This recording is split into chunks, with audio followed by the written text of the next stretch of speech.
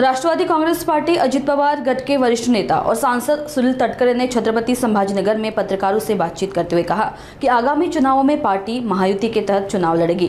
उन्होंने स्पष्ट किया कि सत्ता की भागीदारी केवल पद के लिए नहीं बल्कि राज्य और जनता के विकास के लिए जरूरी है।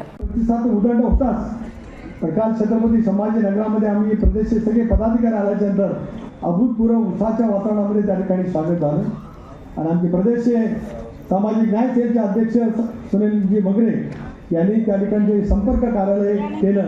त्याच्या उद्घाटनाच्या निमित्ताने ज्यावेळेला गेलो मला असं वाटलं की कार्यालयाचं उद्घाटन म्हणजे 5-25 यांच्यापुरता सीमित राहील, पण एक तऱ्हेची मिनी जाहीर सभा काल त्या ठिकाणी झाली आणि त्याच्यातून या शहरामध्ये बदललेलं ढवळलेलं वातावरण तुम्ही आम्ही त्या ठिकाणी निश्चितपणे पाहू शकतो। आज एक विचार घेऊन आपल्याला काम करायचं।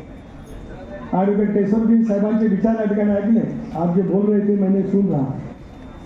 सतीश रामनी सूत्र हातामध्ये घेतली,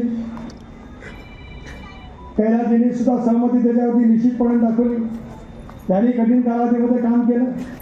पण सतीश रावने मला सांगितलं कारण विधिमंडळामध्ये गेले 4 टर्म आम्ही एकत्रितपणे त्या ठिकाणी काम करतो। एखादा सहकारी ज्याला सांगतो की नाही आगामी येणाऱ्या स्थानिक स्वराज्य संस्थांच्या निवडणुकीमधील सारी जबाबदारी मी घेतो आहे असं ज्यावेळेला ते सांगतात त्यावेळेला त्यांनाही विश्वासात घेतलं, कैलासजींना सुद्धा विश्वासात घेतलं आणि आता सतीश रावच्या वरती ग्रामीण भागाची जबाबदारी सोपवल्यानंतर मला विश्वास आहे की या संभाजीनगरच्या ग्रामीण भागातल्या नगरपालिकेच्या निवडणुकीमध्ये अभूतपूर्व असं यश मिळाल्याचं आम्ही त्या ठिकाणी कमी पडणार।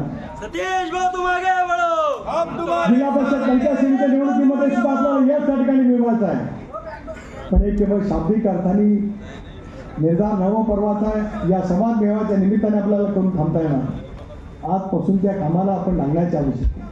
मतदारांच्या पर्यंत जाणं पोचणं, लाडकी बहीण योजनेच्या बाबतीमध्ये अजूनही लोकांच्या मनामध्ये महिलांच्या मनामध्ये साशंकता निर्माण करण्याचं जाणीवपूर्वक पाप विरोधी पक्ष त्या ठिकाणी करतो। कारण विधानसभेच्या निवडणुकीमध्ये त्यांचा झालेला दारुण पराजय त्या नैराश्यातून अजून महाविकास आघाडी बाहेर आलेली नाही आणि येऊ शकेल असं मला त्या ठिकाणी वाटतं। स्वर्गीय चव्हाण साहेबांनी 1960 साली संयुक्त महाराष्ट्राचा मंगल कलश त्यावेळेला आणला आणि 62 सालापासून राज्याच्या विधानसभेच्या निवडणुका झाल्या। 62, 67, 72, 78, 80, 85, 90, 95, 99, 2004, 2009, 2014, 2019 आणि 2024 या महाराष्ट्रामध्ये झालेल्या विधानसभेच्या निवडणुकीमध्ये एक हाती सत्ता काँग्रेस पक्षाच्या ताब्यामध्ये दीर्घकाळ त्या ठिकाणी 95 सालापर्यंत त्या ठिकाणी राहिली होती। एक 78चा पवार साहेबांचा पुलत अपवाद सोडला, इतकं अभूतपूर्व यश आघाडीला किंवा युतीला मिळालं होतं ते 238 जागा त्या ठिकाणी महाराष्ट्रातल्या जनतेने केली। आता आमची सर्वांची जबाबदारी वाढती आहे।